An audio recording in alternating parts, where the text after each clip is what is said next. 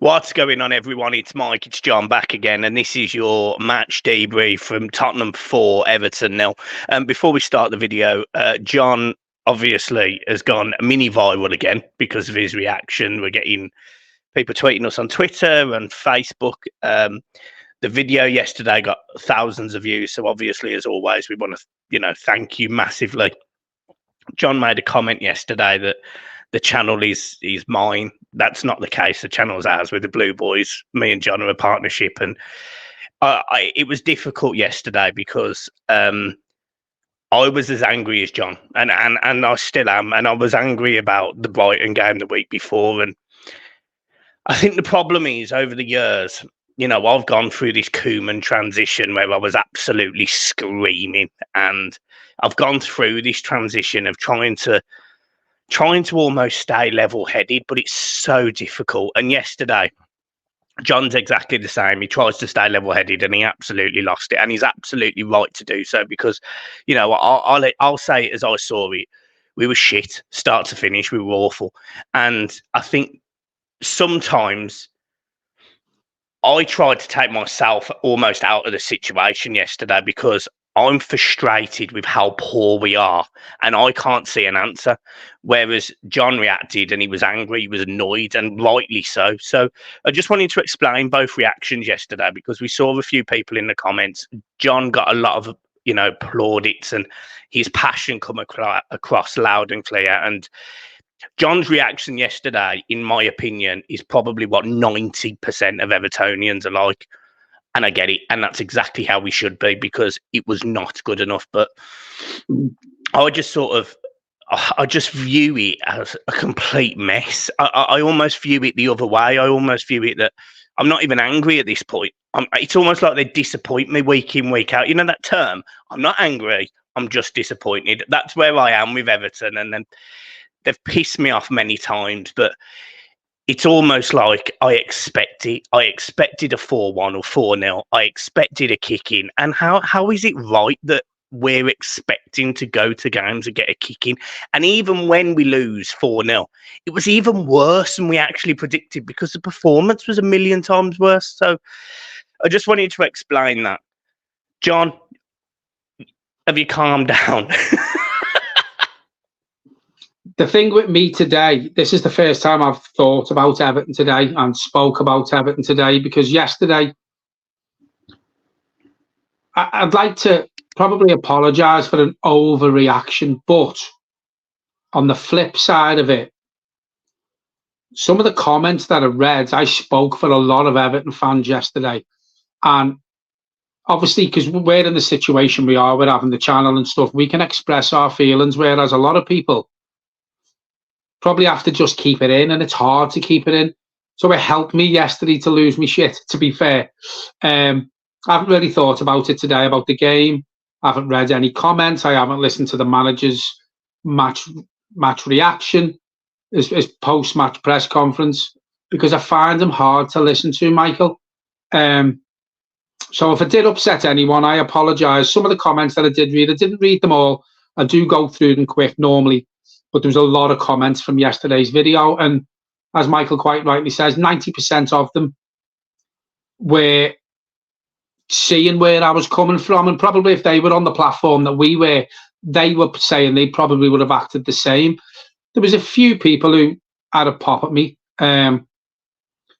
Someone called me a prick for my reaction. Whether he was an Everton fan, I don't know. Comments don't hurt me anymore because it's my opinion. Yesterday, how I felt after watching that, I hope the players felt the way I felt yesterday. I hope the manager felt yesterday how I felt with the performance that the players put in, but also the tactics and the team setup and the selection that the manager made, because I want them players now to go away, have a good long look at themselves in the mirror and the manager and his backroom staff. And I really, really hope, the way I felt yesterday, Michael's never seen me like that before for the many, many, many years we've been friends. So it hurt me yesterday, that performance. And I said in the match preview, I predicted 4-0. If we get beat 4-0, but go down with a fight. Come off that pitch with sweat on your shirt. Put a performance in.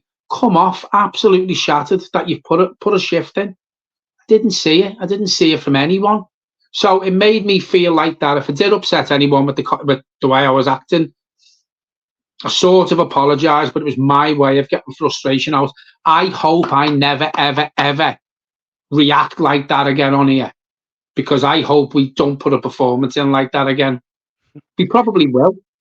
But yesterday, I thought the Brighton performance was bad, but there was parts in the Brighton game where you thought it looked okay. You know, the Roma pre-season looked okay. Yesterday, for me, was one of the worst I've seen for a long time. And yesterday, Everton made me feel so low. Probably the lowest I've felt for a long time. So we've got a game on Tuesday. Let's look forward to that. Forget yesterday, because I am doing my best to try and forget about it. The performance, the way I reacted, the comments, but a lot of love yesterday towards me, a lot of love towards the channel. Subscribers went up. Even there was some fans from, let's just say, who support the team across the park, saying they're going to follow us because they love the rant. So we don't do it for the money. We don't do it for the subscribers. We do it because this is our way of getting our feelings across. And yesterday, I probably did go over the top, but that's how this club makes me feel. John, yeah, I didn't think you went over the top at all. I think the problem is this Everton team is creating so many different emotions, because like you mentioned yesterday, and you've just mentioned, they've never made you feel so low. And the reaction to that yesterday was anger. And my reaction to that was more like a semi-expect it. And I think the biggest and the worst thing that I've took from literally the last 24 hours is the fact that Everton yesterday, in my opinion, and people might not agree with this, and you might not agree with this, but Everton actually looked like a team that the week before had just been relegated. That's how I would describe them. They looked dejected. They looked lost. They looked like there was no passion. There was no fight. I've never seen players look so tactically inept in my life. There were certain decisions by players where you'd sit there and think, what are you doing? McNeil coming in off the left-hand side and just running through the middle of the pitch, which reduces our space even more. The fact that he wouldn't kick with the right foot. The fact that Garner, every time Garner got the ball, he turned around and went back. Michael Keane or Tarkowski, their vertical passes or them long balls over the top to Calvert-Lewin. The tactics are shocking, but the players that are playing also need to take responsibility. So as much as I'm sitting here going, yeah, I can't stand Dyche, I don't like the style of football and all of the stuff, and trust me, if he was sacked tomorrow, you would never see me going, oh my God, I'm devastated. But I'm also worried that the players aren't taking that responsibility. And the reason why I come back to the point you made yesterday is you said to me that he looks like he's lost the dressing room already. And how scary is that? How scary is that? Well, listen, it's 2 games in, and whether it follows on from the pre-season, listen, we all know they have a Dyche day. And I've known or I've heard that players after that day actually throw up on the training pitch. He gave them 2. They've had 2 this pre-season. So he's killed them in training. Now, we weren't great last season, but obviously with the points deductions or what have you, we still would have finished 12th. The football wasn't brilliant. And then you look at pre-season, what he's done in pre-season, and then you look at the results in pre-season. It was only sort of 3/4 of the way through that we did start seeing better performances and started winning games in pre-season. So I was going to ask you, obviously we've seen Brighton. We've seen them yesterday against Tottenham. Do you think he's lost the dressing room? Because I'm telling you now, mate, with 36 games to go, if we carry on like that, he won't be there for the 36 games, obviously. But how bad's that you can lose a dressing room from we should have finished 12th without the points deductions to having an average to poor pre-season to losing your first 2 games of the new season, conceding 8 goals and not scoring a goal. It's like that. So my question, as I said, are they playing for him?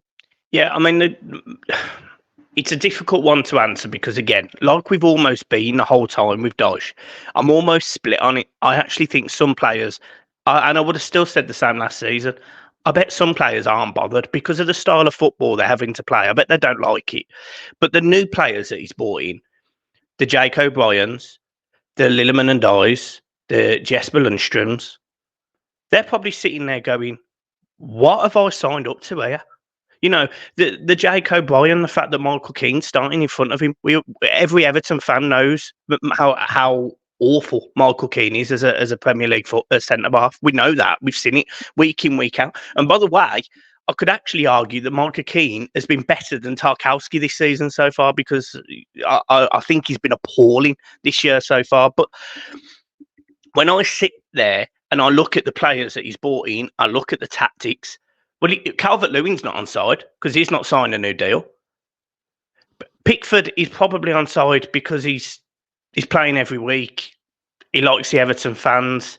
But would he play the same for another manager? Probably. There's only certain players that I think are completely on Dyche's side still. You know, the ones that have improved under Dyche, for example, maybe Mikalenko, maybe Tarkowski, Dwight McNeil. You know, Jack Harrison because he's been brought back on loan and he's playing every minute. Tim Ibrahim and he's probably on Dyche's side. But when you sit and you look at the whole team, no, I don't think they're all playing for him at all. I do not think they're all playing for him, and I think there's other managers out there that would get more out of these players because the style of play that they would play would fit better with their attitude, their way, their dynamism. I'd be very interested. Not that I'm bothered at this point, by the way. But I'd be very interested that if Everton made a new appointment for a manager, say tomorrow, just an example, I'd be interested to see if Calvert-Lewin went, oh, actually, I might sign now. Or I'd be interested to see if you'd see players like, you know, Braithwaite. I can't even talk. I'm honestly, it's so difficult because they pissed me off so much yesterday. But, you know, players like Braithwaite going, yeah, do you know what? Yeah, I'm going to dispel all, I'm going to finish all these rumours. I'm going to come out and make a statement saying, yeah, I'm looking forward to getting back in the team, looking forward to starting. The more I look at this situation, the more I think he's creating a mess for himself. He's creating a mess for himself. He's turning the fans against each other. He's turning the fans on him.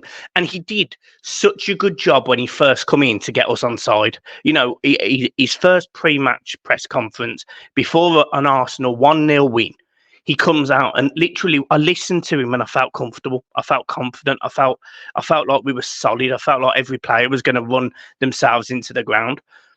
The first 2 games of this season, mate, I don't think the players have run themselves into the ground at all. And I'd be very interested to see the running stats from Everton and Brighton and Tottenham. I'd be very interested to see what our stats are against theirs because although we haven't had the ball as much, you'd usually expect us to be running around more trying to get it. I'd be interested to see if it was significantly less than the 2 of them. But the whole tactical shape for me doesn't work. None of it at this moment in time is working, and it concerns me because we've got Doncaster on Tuesday, and that is a game that you know on paper you'd go, right, Everton need to win. It's a confidence booster. Go and smash them 4-0. I've got no trust that these players will smash them 4-0. Got absolutely no trust whatsoever.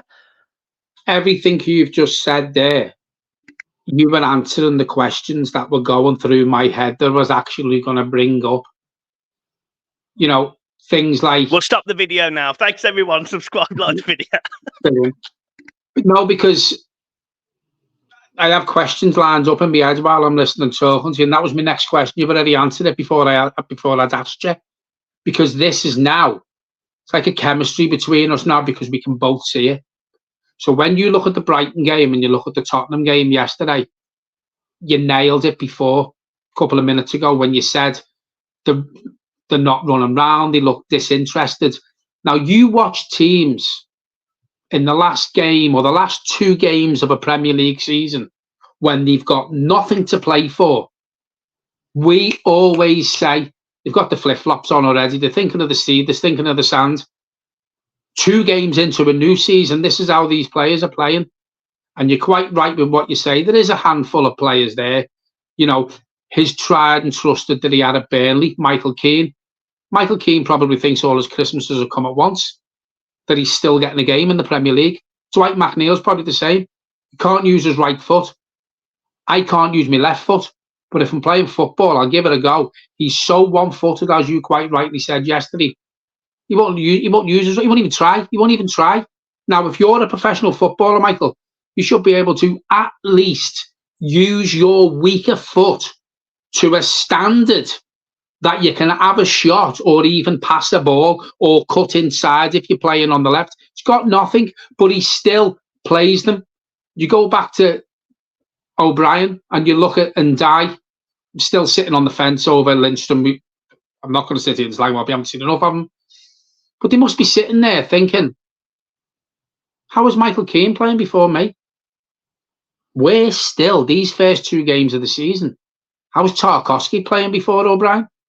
Because as you quite rightly say, Michael Keane's probably been better than Tarkowski these first 2 games. So they must be sitting there thinking, well, surely, because I'm better than at least one of them, why aren't I starting? What have I signed up for? What have I signed up? Because there was other players, there was other clubs in for these players, Michael. So have they been sold down the river? Oh, you'll get football every week. You'll be on the first 11, the first name on the team sheet. And then they've come in and you've got average, below average players playing before them. Now, I guarantee you, Ndai puts a better performance in the Decore as the last 2 games if he starts. Absolutely. O'Brien probably puts a better performance in, I can't believe I'm going to say this, than Tarkowski for the first 2 games. But do you know what my concern is, John? Just to chip in, and you can keep running with this point. If O'Brien was not brought in to start games of football, why spend £17 million when we've got no money to spend on a striker? I don't get it. I don't understand. Like, literally, I don't get it. And the only reason I think that O'Brien is there is because I still have a niggling feeling in my head that Jared's going. I'm still sitting there thinking, I wonder if he's going. Or the other side of it, is he another Dan Juma? Because I think that was plain and obvious to see that it wasn't a manager signing. It was Kevin Thelwell's. So is O'Brien a Kevin Thelwell signing? Because, and this is where now you start to think, Sean Dyche is chocolate, he'd eat himself. He's so far up his own arse. He's tactically inept. He's got his tried and trusted players who he will stick with. He didn't give Dan Juma a go. As you quite rightly pointed out, he's gone to Villarreal, scored a Walesy the first week of the season. 2 goals in 2 weeks. Well, there you go. So is O'Brien. Kevin Thelwell, is this Sean Dyche's way of saying, well, I didn't want him, but I guarantee you, O'Brien and Ndai are going to be there a lot longer than this manager, the way he's carrying on. But again, and I'll go back to it again, the problem we've got, the day-to-day running of the club. No one knows, and I've seen quite a few people starting to say that on social media now. He's comfortable, he's got his feet under the table, he won't be on rubbish wages. But who's phoning him up? Who's sending him a message after the Brighton performance, after the Tottenham performance, saying, boss, Sean, wasn't good enough that, you know, you pull your tripe out, you've got to start, you know, you've got to work hard, you've got to make better decisions with your team selection, with your tactics. Because I guarantee you, in a well-run club, the manager has always got someone to go to. If he feels like he's struggling, if he feels like he needs someone to bring in a transfer window, but also you have owners or you'll have a director of football who can go to the manager and go, look, Sean, wasn't good enough that. The fans are turning. You need to start earning your coin here because we do know what happens to managers. Yeah. He hasn't got that. He's not under pressure at Everton, Sean Dyche, because he's got no one to answer to.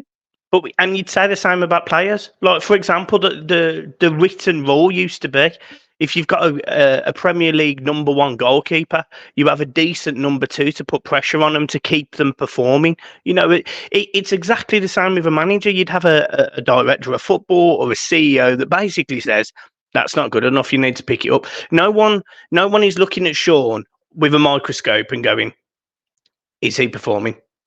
Is he doing that right? Is he working on his tactical awareness for each separate game? Because, like we spoke about in the preview, I would have set up slightly different for Brighton as I would for Tottenham. Now, it's easy for me to say that. I'm not a Premier League manager and I'm not going to sit here and pretend to be. But I know that if I'm coming up against a low block, or I know I'm coming up against a team that's going to try and counter me, I kind of know that my setup needs to be different. And look, that goes to every single level of football. By the way, you made a joke yesterday. It wasn't really a joke. It was a point you made yesterday about when you managed our charity game, and you went from one half to another half, and you changed the tactics at half time. You made a change on the wings. You brought me slightly deeper so I could receive the ball and turn and go. We won the game 1-0. We went from being sort of 4-4-2, me supporting, to being more like almost like a 4. Well, you bought Ped, you put Ped centre half, you moved him from midfield. You did all these little tweaks at half time because you'd seen the gaps in their team. Now, look, you are not Carlo Ancelotti, John. You are John. But if you can make them decisions and you can watch a game of football at 45 minutes and go, yeah, that's a decision I need to make. How, with all the analysis, all the data, all the understanding of different oppositions week in, week out, are we setting up exactly the same to play literally everyone? And when people sort of then go, oh, Mike, but it might be his philosophy, it might be his plan. You know, Arteta doesn't change the way he plays. Pep Guardiola doesn't change the way he plays.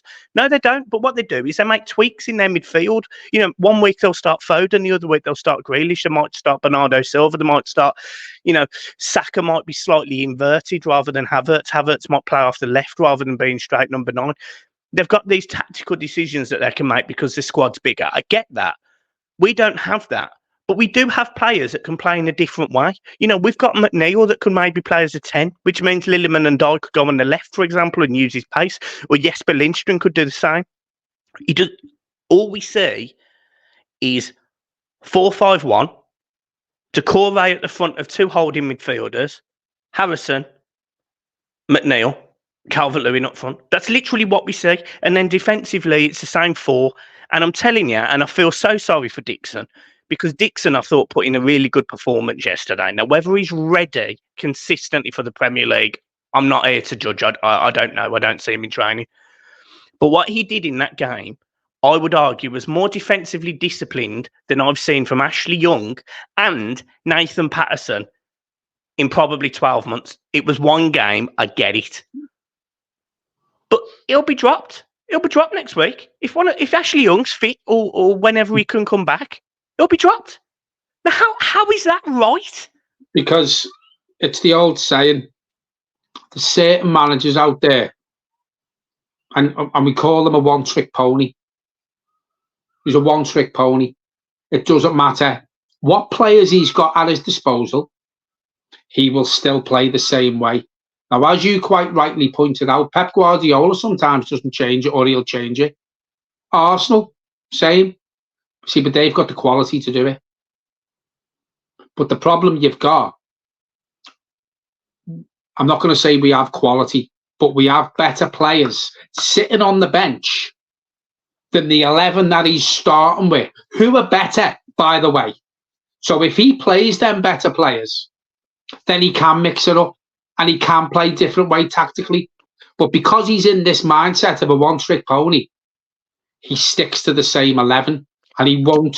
Obviously, his hand was forced yesterday, bringing Dixon in. I thought it was fantastic, by the way. And he did. Look, he looked more composed than an Ashley Young.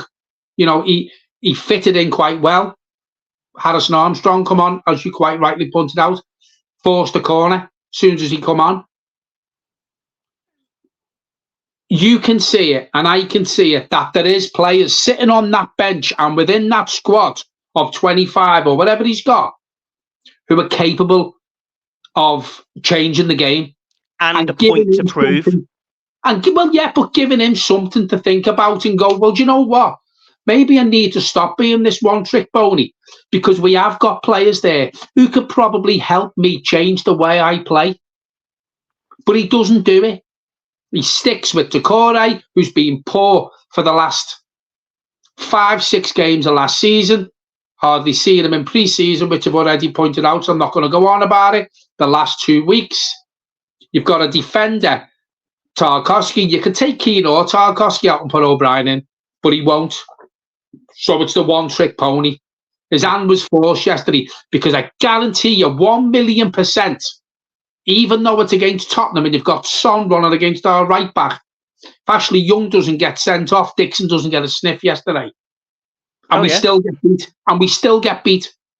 So he's got to look at it now going, well, the 11 that I'm picking, the tried and trusted, who would rely on every week, even though, because I can't change my tactics, because that's the way they play. But we're not picking up points. We've conceded 7 goals. We're not scoring. We haven't scored yet. Do we need to change my philosophy and give these new players a go? See what they can bring to the team? Because I guarantee you now, the likes of Ndai brings more to this team than Decore, and Dixon will probably bring more to the team than Ashley Young. O'Brien will bring more to the team.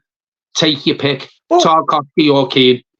Mate, you said that you still sort of you've not quite judged Jesper Lindstrom yet. Fair enough. Look, I haven't.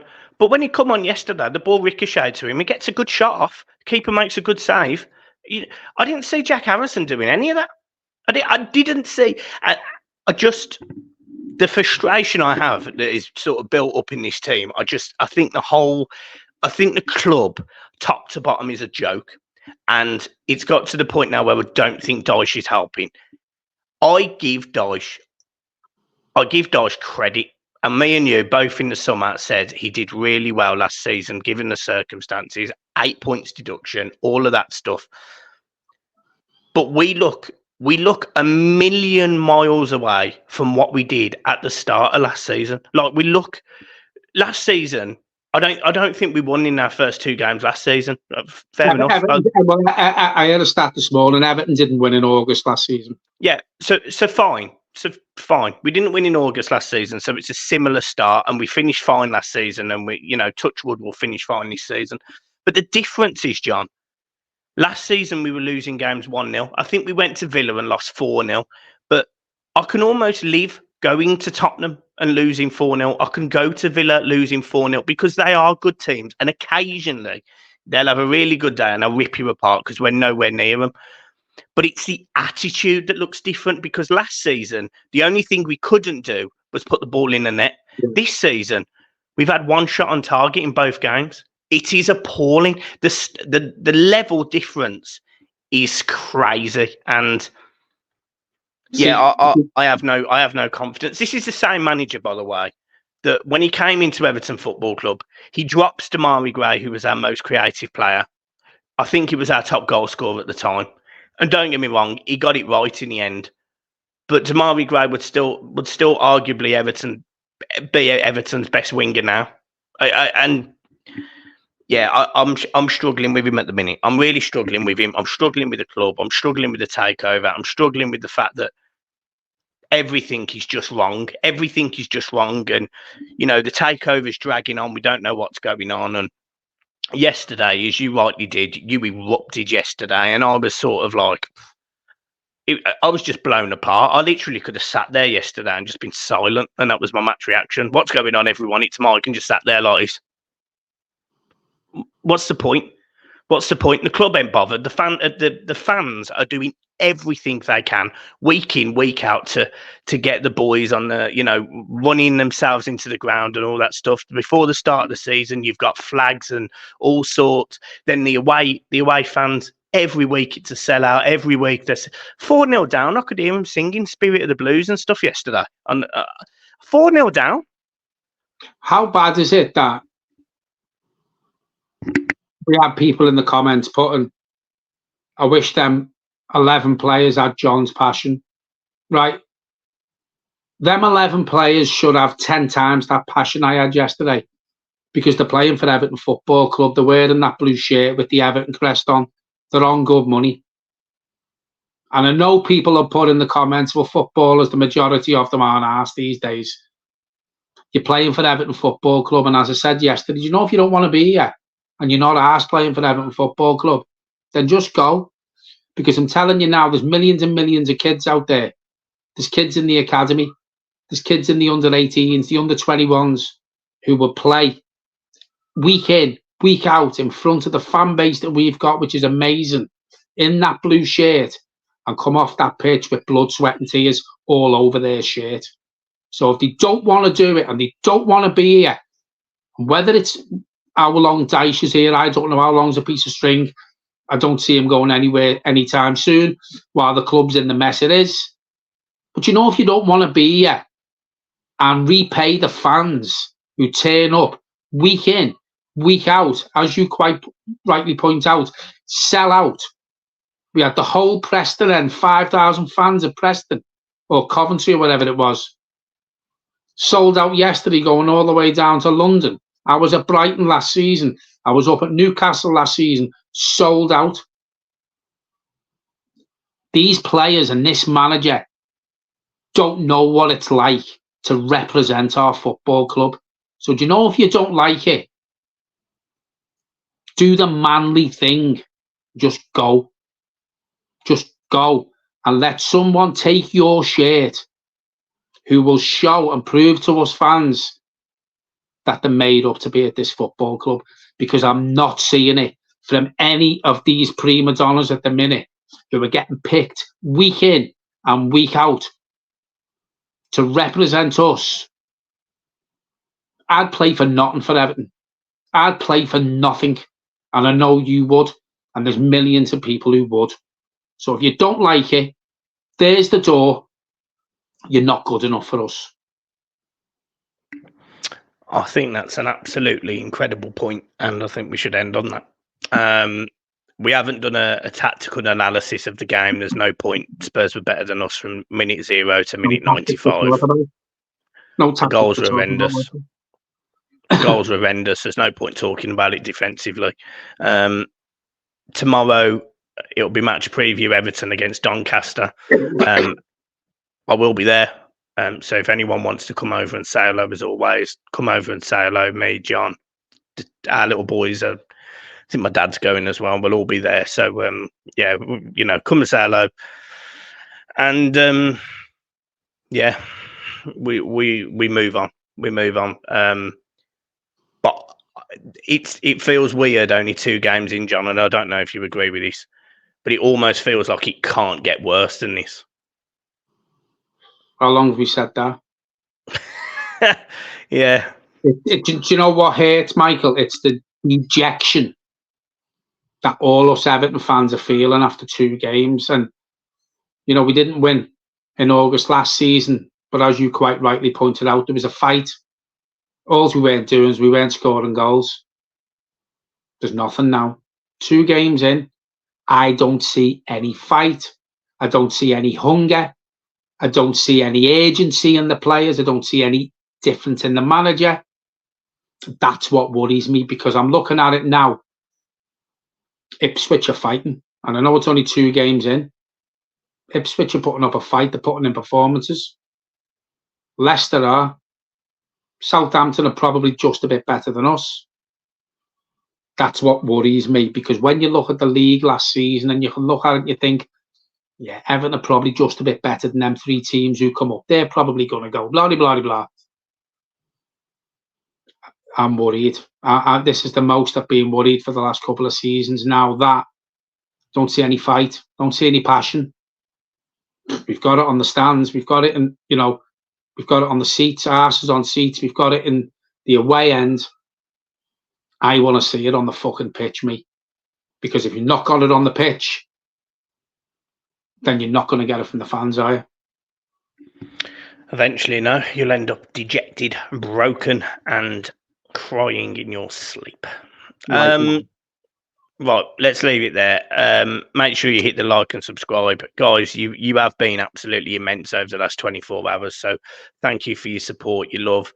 And, you know, fans from other clubs who have has just started to subscribe to us. Yeah, we really appreciate your support, and welcome to the life of being a toughie. It is difficult, and yeah, we'll see you tomorrow for the match preview.